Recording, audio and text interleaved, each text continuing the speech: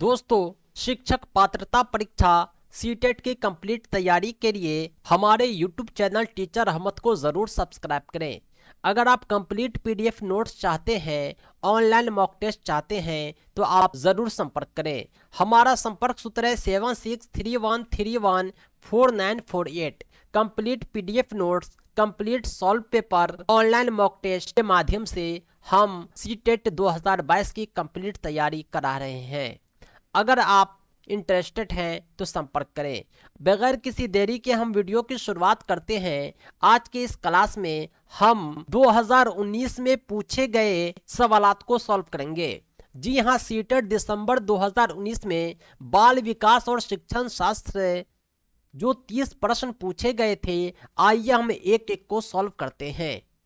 आपको समझ में आएगा कि सीटेट में किस प्रकार के प्रश्न पूछे जाते हैं, आपके लिए आसानी होगी, कुछ आइडिया मिलेगा। सीटेट दिसंबर 2019 में चाइल्ड डेवलपमेंट एंड पेडागोगी से जो पहला सवाल था वो था भाषा के अर्जन एवं विकास के लिए सर्वाधिक संवेदनशील अवधि कौन सी है।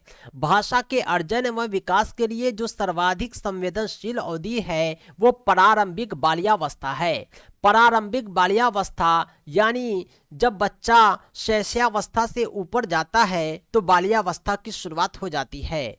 इस पीरियड में बच्चे जो भाषा को काफ़ी आसानी से सीखते हैं और उसमें भाषाई विकास काफ़ी अधिक होता है क्योंकि वे बातों को समझने लगते हैं। सही जवाब हो जाएगा ऑप्शन 2। अगला सवाल है, निम्नलिखित में कौन सी लॉरेंस कोहलबर्ग के द्वारा प्रस्तावित नैतिक विकास की एक अवस्था है। लॉरेंस कोहलबर्ग ने जो नैतिक विकास का सिद्धांत दिया था उसमें बहुत सारी अवस्थाओं का वर्णन था। उसमें एक यह था सामाजिक अनुबंध अभिविन्यास। ये भी द सोशल कॉन्ट्रैक्ट ओरिएंटेशन भी नैतिक विकास के सिद्धांत का एक हिस्सा है। सही जवाब हो जाएगा ऑप्शन 2। अगला सवाल है, कक्षा में परिचर्चा के दौरान एक शिक्षक प्रायः लड़कियों की तुलना में लड़कों पर अधिक ध्यान देता है, यह किसका उदाहरण है। यानी शिक्षक जो है क्लास में लड़कियों को कम ध्यान देते हैं, लड़कों को ज्यादा देते हैं।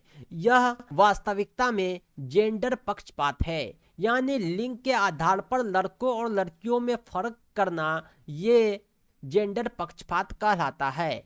पक्षपात का मतलब ही होता है किसी एक पक्ष का साइड लेना। सही जवाब हो जाएगा ऑप्शन 1। अगला सवाल है, बच्चों में जेंडर रूढ़िवादिता एवं जेंडर भूमिका अनुरूपता को कम करने के लिए निम्नलिखित में कौन सी पद्धति प्रभावशाली है। दोस्तों, बच्चे जो होते हैं लड़के लड़कियों को ही निगाह से देखते हैं, लड़कियां भी लड़कों को अलग निगाह से देखती है। ये जो जेंडर की रूढ़िवादिता है, लड़के और लड़कियों में मतभेद होना, भेद होना, इसको कम करने के लिए आप क्या करेंगे। हम जेंडर पक्षपात के बारे में परिचर्चा करेंगे कि जेंडर पक्षपात होता क्या है, यह किस प्रकार हानिकारक है, इससे हम किस प्रकार बच सकते हैं, लड़के और लड़कियों में किस प्रकार पक्षपात नहीं होना चाहिए।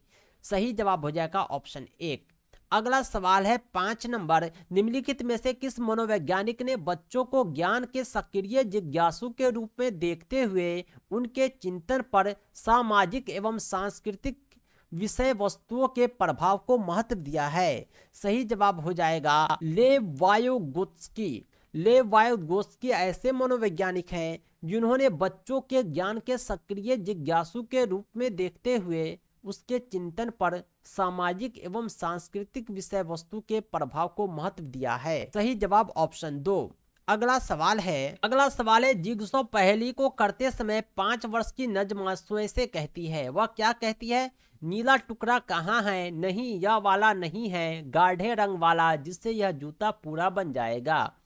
एक तरफ वह नीला टुकड़ा को खोज रही है, फिर किसी टुकड़े से कहती है कि ये वाला नहीं है, गाढ़े रंग वाला जिससे पूरा जूता बन जाएगा। यानी ये जो है खुद से बात कर रही है। ऐसा लग रहा है कि इसके बीच में 2 आदमी हैं, लेकिन ऐसा नहीं, ये खुद से ही बात कर रही है। इस प्रकार की वार्ता जो होती है, वायोगोत्स्की ने इसे व्यक्तिगत वार्ता कहा है। व्यक्तिगत का मतलब होता है इंडिविजुअल, खुद से बात करना, व्यक्तिगत रूप से बात करना, ये व्यक्तिगत वार्ता कहलाता है। सही जवाब ऑप्शन 1।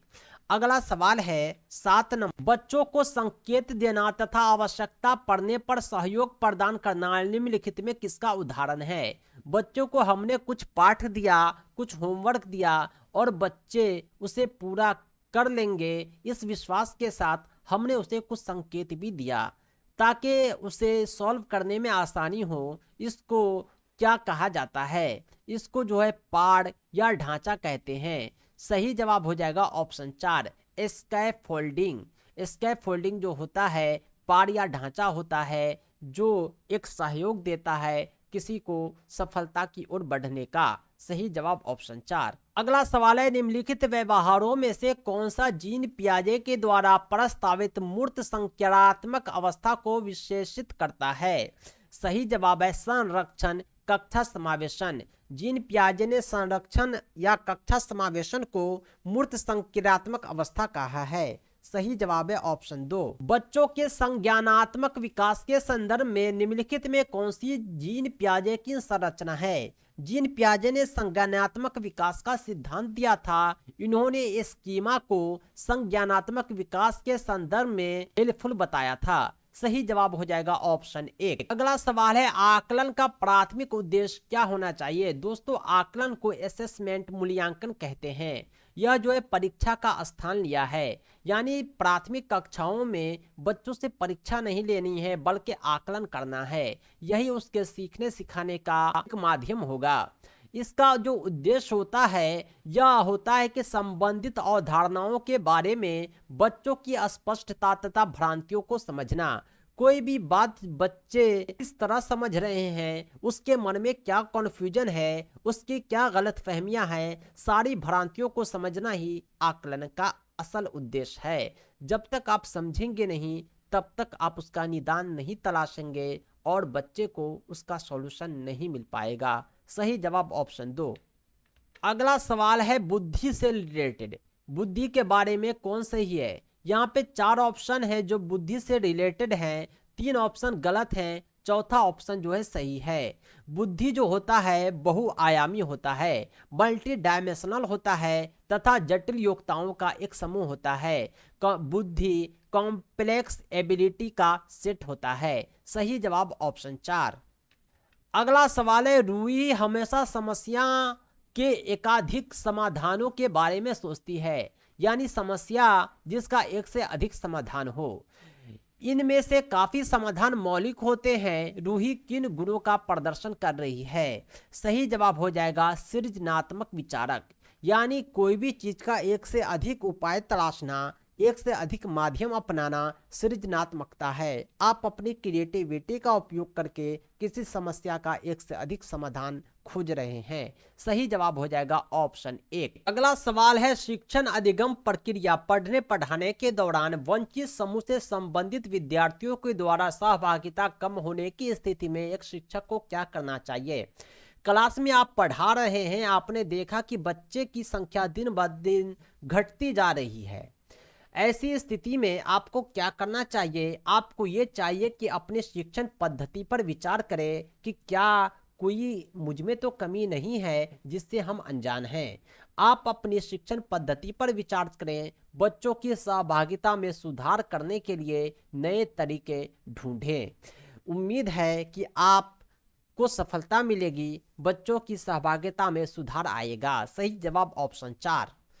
अगला सवाल है एक समावेशी कक्षा में। समावेशी कक्षा उसे कहते हैं जिसमें हर तरह के बालक हो। मंदबुद्धि बालक को भी तेज बच्चों के साथ बैठाकर पढ़ाना है, विकलांग बालक को भी उसी में पढ़ाना है। यानी ऐसी कक्षा में शिक्षक को विशिष्ट शैक्षिक योजना किस प्रकार तैयार करनी चाहिए, उसे जो है सक्रिय रूप से तैयार करना चाहिए, काफ़ी एक्टिव रहकर, क्योंकि सभी बच्चों को ध्यान में रखना है, क्योंकि एक साथ सभी को पढ़ाना है। सही जवाब हो जाएगा ऑप्शन 3। दोस्तों एक अधिगम अक्षमता होती है जिसका नाम है पठन वैफल्य।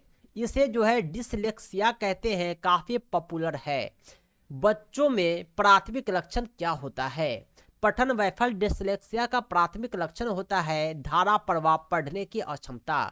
पठन वैफल्य एक बीमारी है जिसमें बच्चे जो है पढ़ नहीं पाते हैं। वे पढ़ते भी हैं तो काफ़ी धीरे धीरे एक एक अक्षर एक एक शब्द पढ़ते हैं। ऐसी बीमारी डिसलेक्सिया कहलाती है। यह धारा प्रवाह पढ़ने की अक्षमता है। सही जवाब ऑप्शन 3। अगला सवाल है, शिक्षा का अधिकार अधिनियम आरटी एक्ट 2009 में उल्लेख की गई समावेशी शिक्षा की अवधारणा निम्नलिखित में किस पर आधारित है? जो आरटी एक्ट 2009 में समावेशी शिक्षा एक साथ सारे बच्चों को बैठाकर पढ़ाने की जो व्यवस्था है, यह आधारित है अधिकार आधारित मानवतावादी परिप्रेक्ष्य पर। यानी कमजोर बच्चों का भी यह अधिकार है कि उसी कक्षा में बैठकर पढ़े। अगर हम कमजोर बच्चे को अलग कर देंगे तो वो पढ़ेगा क्या, क्योंकि उसका मनोबल ही टूट जाएगा। उसको भी एहसास होने लगेगा कि हम सही में कमजोर हैं, हम अपने वर्ग में बैठने के लायक नहीं हैं। हमको ये चाहिए कि उसका मनोबल बनाए रखें, अधिकार आधारित मानवतावादी परिप्रेक्ष्य का उपयोग करके उसे पढ़ाते रहें। सही जवाब हो जाएगा ऑप्शन 3। अगला सवाल है, संरचनावादी ढांचे में अधिगम प्राथमिक रूप से निर्भर करता है। जो कंस्ट्रक्टिविस्ट फ्रेमवर्क होता है, पढ़ाने का तरीका होता है, इसमें अधिगम जो है अवबोधन की प्रक्रिया पर केंद्रित होता है। सही जवाब हो जाएगा ऑप्शन 4। अगला सवाल है 18 नंबर, अनेक घटनाओं के बारे में बच्चों के द्वारा बनाए गए सहजानुभूत सिद्धांतों के संदर्भ में एक शिक्षिका को क्या करना चाहिए? प्रतिकूल प्रमाण एवं उदाहरण को प्रस्तुत करके बच्चों के इन सिद्धांत को चुनौती देनी चाहिए। सही जवाब हो जाएगा ऑप्शन 4। अगला सवाल है 19 नंबर, छात्र केंद्रित शिक्षा शास्त्र की क्या विशेषता है? ऐसी पढ़ाई जिसमें जो है पठन पाठन छात्र केंद्रित हो, बच्चों के इर्द गिर्द घूमता हो, उसकी विशेषता क्या होती है? उसकी विशेषता ये है कि बच्चों के अनुभव को प्रमुखता दिया जाता है। इसमें पढ़ाई जो है बच्चों की इर्द गिर्द ही घूमती है। बच्चे जो जानते हैं उसी के अनुसार पढ़ाना है, बच्चे जो पढ़ना चाहते हैं उसी के अनुसार पढ़ाना है। ऐसा नहीं कि बच्चों की चाहत के विपरीत हम उस पर पढ़ाई थोप देंगे। सही जवाब हो जाएगा ऑप्शन 2। अगला सवाल है, संवेग एवं संज्ञान। ये जो दो शब्द है संवेग और संज्ञान, ये एक दूसरे से सन्निहित हैं। संवेग हो चाहे संज्ञान हो, दोनों एक दूसरे से ही संबंधित है, बल्कि सन्निहित है। सही जवाब ऑप्शन 3। अगला सवाल है, संरचनावादी सिद्धांत के अनुसार अधिगम के बारे में निम्नलिखित कथनों में कौन सा सही है? यहाँ पर 4 कथन दिए हुए हैं संरचनावादी सिद्धांत के अनुसार अधिगम के बारे में। इसमें 3 गलत है, 1 सही है। हमें सही की पहचान करनी है। दोस्तों, अधिगम जो होता है सक्रिय विनियोजन के द्वारा ज्ञान की संरचना की प्रक्रिया होती है। Learning is the process of construction of knowledge by active engagement.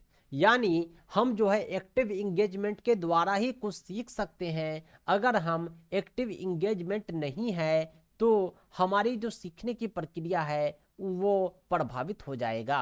सही जवाब है ऑप्शन 4। अगला सवाल है 22 नंबर, विद्यार्थियों को स्पष्ट उदाहरण एवं गैर उदाहरण देने का क्या परिणाम है? अवधारणात्मक परिवर्तनों को प्रोत्साहित करने के लिए यह प्रभावशाली तरीका है। बार बार हम उदाहरण देते हैं, उदाहरण से समझाते हैं, ऐसा इसलिए कि हम प्रभावशाली तरीके से उसे पढ़ा सकें, समझा सकें। अगला सवाल है 23, बच्चों को अधिगम गतिविधियों में भागीदारी करने के लिए लगातार पुरस्कार देना व दंड का प्रयोग करने का क्या प्रभाव पड़ता है? बच्चों को अधिगम में सम्मिलित करने के लिए अगर हम पुरस्कार या दंड का उपयोग करते हैं तो अधिगम में बच्चों की स्वाभाविक अभिरुचि या जिज्ञासा कम होती है। क्योंकि पुरस्कार देने से बच्चे का मनोबल तो थोड़ा बढ़ता है, लेकिन बाकी बच्चे जो पुरस्कार नहीं प्राप्त करते हैं उसका कम हो जाता है, थोड़ा ज़रूर कम होता है। दंड तो काफ़ी हानिकारक है, इसका उपयोग कभी नहीं करना चाहिए। यानी अधिगम में बच्चों में पढ़ाई के प्रति रुचि पैदा करना है, न कि पुरस्कार के प्रति। बच्चे सीखने के लिए पढ़े, न कि पुरस्कार के लिए। अधिगम में बच्चों की स्वाभाविक अभिरुचि जिज्ञासा कम होती है। सही जवाब ऑप्शन 4। अगला सवाल है, निम्नलिखित में कौन सी प्रथाएं सार्थक अधिगम को बढ़ावा देती है? यानी कौन सी प्रथा है चारों में जो सार्थक अधिगम को बढ़ावा देता है, जिसके उपयोग से पठन पाठन में एक परिणाम आता है। शारीरिक दंड का उपयोग पढ़ाने के दौरान, अधिगम के दौरान कभी नहीं करना चाहिए, क्योंकि यह बढ़ाता नहीं बल्कि घटाता है। दूसरा है सहयोगात्मक अधिगम पर्यावरण, यानी ऐसे माहौल बनाना जिसमें लोग एक दूसरे को सहयोग करें और सहयोग से सीखे। यह जवाब जो है, ऑप्शन जो है सही है, यह होना चाहिए। इसके अलावा सतत एवं समग्र मूल्यांकन, यह भी काफी सही है, यह भी होना चाहिए। यानी ये दोनों ऑप्शन सही है, सतत एवं समग्र मूल्यांकन भी होना चाहिए, सहयोगात्मक अधिगम पर्यावरण भी होना चाहिए। अगला ऑप्शन निरंतर तुलनात्मक मूल्यांकन, जो उचित नहीं है, बल्कि निरंतर तुलनात्मक मूल्यांकन नहीं होना चाहिए, सतत मूल्यांकन होना चाहिए। बच्चों की एक दूसरे से तुलना करना उचित नहीं है। और किसी में प्रतिभा होती है, प्रतिभा के अनुरूप हम उसका मूल्यांकन करेंगे। यहाँ पर जो सही जवाब हो जाएगा 2 और 3 हो जाएगा, जो ऑप्शन 2 में अवेलेबल है। सही जवाब ऑप्शन 2। अगला सवाल है 25, शिक्षक बच्चों की जटिल अवधारणाओं की समझ को किस प्रकार सहज कर सकते हैं। बच्चों की जो जटिल अवधारणा है उसको हम सहज करने के लिए अन्वेषण एवं परिचर्चा के लिए अवसर उपलब्ध करेंगे। बच्चों को ये अवसर देंगे कि वो अन्वेषण करे, खोज करे और आपस में चर्चा करे, ताकि डिस्कशन के द्वारा उसके कन्फ्यूजन दूर हो और जटिल से जटिल अवधारणाओं को वह आसानी से समझ सके। सही जवाब है ऑप्शन 4। अगला सवाल है एक प्राथमिक विद्यालय की अध्यापिका बच्चों को प्रभावशाली समस्या समाधानकर्ता बनाने के लिए किस प्रकार से प्रोत्साहित करती है। सही जवाब हो जाएगा ऑप्शन 4, बच्चों को सहजानुभूत अनुमान लगाने के लिए प्रोत्साहित करके तथा उसी पर आधारित विचार मंथन करके। सही जवाब हो जाएगा ऑप्शन 4। अगला सवाल है 27 नंबर, निम्नलिखित में किस अवधि में शारीरिक वृद्धि एवं विकास तीव्र गति से घटित होता है। शैशवावस्था और प्रारंभिक बाल्यावस्था जो होता है, इसमें शारीरिक वृद्धि और विकास तीव्र गति से होता है। बच्चे के जन्म के बाद आप देखते होंगे कि उसके शरीर में काफ़ी तेज़ी से वृद्धि होती है, उसका विकास तेज़ी से होता है। उसके कपड़े छोटे होते लगते हैं क्योंकि वे बढ़ते ही रहते हैं। जैसे जैसे वे बड़े होते हैं उसकी वृद्धि में कमी आती है और यहाँ तक कि उसकी लंबाई रुक जाती है। यानी सही जवाब हो जाएगा ऑप्शन 1। अगला सवाल है 28, निम्नलिखित में कौन सा विकास का सिद्धांत नहीं है। आइए हम 4 ऑप्शन देखते हैं और सही को चयन करते हैं। पहला ऑप्शन है इस सवाल का, विकास जीवन पर्यंत चलता है। ये सही है कि विकास हमेशा चलता है, क्योंकि वृद्धि रुक जाती है, विकास नहीं रुकता। विकास परिवर्त्य होता है, ये भी सही है। विकास जो है मॉडिफिएबल होता है। विकास आनुवंशिकता एवं पर्यावरण दोनों से प्रभावित होता है, ये भी सही है। यानी तीनों ऑप्शन सही है, लेकिन विकास सार्वभौमिक है तथा सांस्कृतिक संदर्भ इससे प्रभावित नहीं करते, ये गलत है। बच्चों का विकास उसके संस्कार पर भी डिपेंड करता है। जिस संस्कृति में रहते हैं वे उसी को फॉलो करेंगे, उसी संस्कृति के अनुसार वे पर्व त्योहार मनाते हैं, अपना जीवन यापन करते हैं। उसका पहनावा भी उसके समाज के संस्कृति के अनुसार होता है। सही जवाब ऑप्शन 4। अगला सवाल है व्यक्तिक विभिन्नताओं का प्राथमिक कारण क्या है। व्यक्तिक विभिन्नता का प्राथमिक कारण होता है आनुवंशिकता एवं पर्यावरण के बीच जटिल पारस्परिक क्रिया। आनुवंशिकता और पर्यावरण के कारण ही व्यक्तिक विभिन्नता आती है, लोग एक दूसरे से अलग दिखते हैं। अगला सवाल है जो लास्ट क्वेश्चन है, निम्नलिखित में कौन सा द्वितीयक सामाजिकरण एजेंसी का उदाहरण है। विद्यालय एवं मीडिया जो होता है द्वितीयक सामाजिकरण एजेंसी होते हैं, क्योंकि परिवार एवं पास पड़ोस में जो सामाजिकरण होता है वह प्राथमिक होता है, क्योंकि बच्चे का जन्म परिवार में होता है और परिवार पास पड़ोस में ही वे बड़े होते हैं और सामाजिकरण पाते हैं। दोस्तों ये थे 30 सवालात जो CTET December 2019 paper 1 child development and pedagogy बाल विकास शिक्षण शास्त्र से लिए गए थे। दोस्तों हमारे पास सीटेट का कंप्लीट सॉल्व्ड पेपर है 2011 से लेके 21 तक। अगर आप पीडीएफ चाहते हैं तो हमसे संपर्क करें। हमारा संपर्क सूत्र है 76313149 8। इस नंबर पर आप कॉल भी कर सकते हैं, व्हाट्सएप भी। हम सीटेट का कंप्लीट पीडीएफ नोट्स देते हैं, ऑनलाइन मॉक टेस्ट देते हैं। हमारी तैयारी सफिशिएंट है, गारंटी है आपकी सफलता के लिए। दोस्तों आज के लिए इतना ही। इसी तरह के वीडियोज के लिए आप हमारे यूट्यूब चैनल टीचर रहमत को जरूर सब्सक्राइब करें। Thanks for watching again my videos.